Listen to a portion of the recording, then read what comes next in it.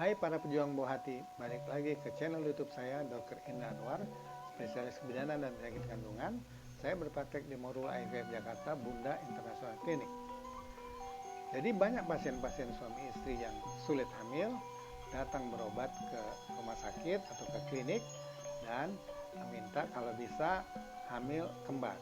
Artinya sekali berobat atau sekali bayar bisa dapat hamil kembar 2 atau kembar 3. Jadi buy one get one free misalnya.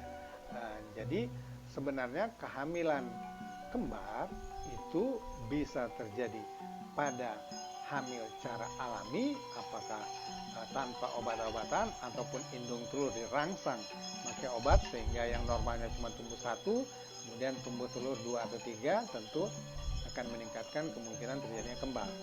Atau pada program inseminasi misalnya, karena sel telur harus dirangsang dengan obat-obat hormon sehingga tumbuh telur 2 atau 3, tentu akan meningkatkan juga peluang kehamilan kembar.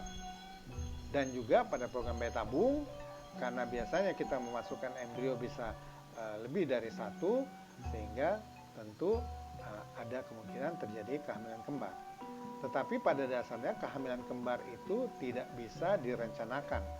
Sebenarnya kalau terjadi kehamilan kembar itu adalah suatu komplikasi dari kehamilan atau dari program hamil. Tujuan utama hamil baik dengan obat atau dengan bantuan seperti inseminasi atau bayi tabung adalah kehamilan tunggal. Karena kehamilan normal ada kehamilan tunggal, dan kehamilan kembar adalah kehamilan yang berisiko tinggi baik bagi ibu maupun buat janin nantinya. Jadi kita pertama tidak bisa merencanakan, dan kedua memang tidak mengharapkan. Yang kita targetkan adalah kehamilan itu tunggal. Kalau secara alami, walaupun hanya 1 telur yang tumbuh, bisa terjadi kehamilan kembar kalau ada faktor keturunan atau faktor genetik. Artinya 1 sel telur bertemu dan 1 sel sperma, kemudian terbentuk 1 embrio. Tapi pada tahap dini kemudian embrio ini membelah tapi lepas, sehingga terjadi 2 embrio yang masing-masing tumbuh. Nah, ini disebut kembar monozigot atau kembar 1 telur. Artinya sebenarnya orang yang sama tapi membelah menjadi 2 pada tahap dini. Ini tentunya biasanya alat kelaminnya harus sama antara keduanya. Ini terjadi secara alami tanpa manipulasi. Tapi bisa juga kehamilan kembar terjadi karena dirangsang, walaupun hamil secara alami tapi telur dirangsang sehingga tumbuh 2 atau 3 telur. Kalau kedua atau ketiga telur ini dibuahi oleh sel sperma yang masuk secara alami, maka bisa terjadi kehamilan 2 atau 3. Nah, ini yang disebut kehamilan dizigot atau kehamilan yang berasal dari 2 sel telur. Artinya 2 sel sperma yang bertemu masing-masing dengan 1 sel telur.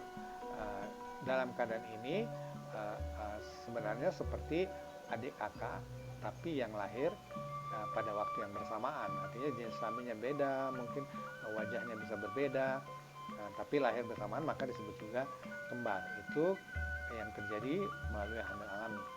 Tapi yang lebih sering terjadi kehamilan kembar yaitu kalau kita melakukan program inseminasi atau bayi tabung, karena kita merangsang terus supaya tumbuh lebih dari 1. Kalau pada inseminasi 2 atau 3, dan kemudian sperma kita bantu masuk ke dalam rahim, tentu kalau bertemu dengan 2 atau 3 telur, peluang terjadinya kembar akan meningkat. Umumnya kehamilan kembar itu sekitar 10% bisa terjadi kalau telur tumbuh lebih dari 1. Nah, pada bayi tabung sebenarnya yang kita masukkan ke dalam rahim ada embrio, jadi bukan telur lagi. Tentu kita bisa mencegah terjadinya kehamilan kembar kalau pada bayi tabung, yaitu jangan memasukkan embrio lebih dari 1. Karena kalau kedua embrio nempel di rahim maka akan terjadi kembar. Ini juga kembar berasal dari 2 telur, bukan dari 1 telur.